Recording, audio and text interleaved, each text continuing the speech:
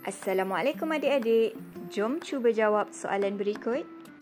Mi'raj adalah perjalanan Nabi apa?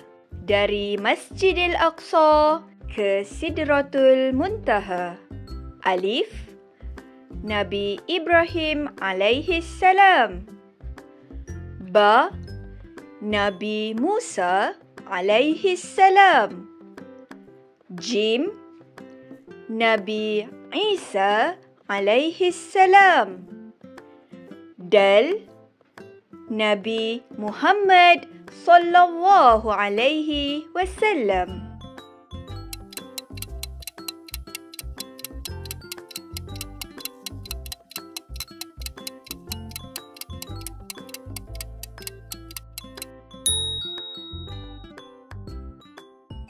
Letakkan jawapan adik-adik di ruangan komen.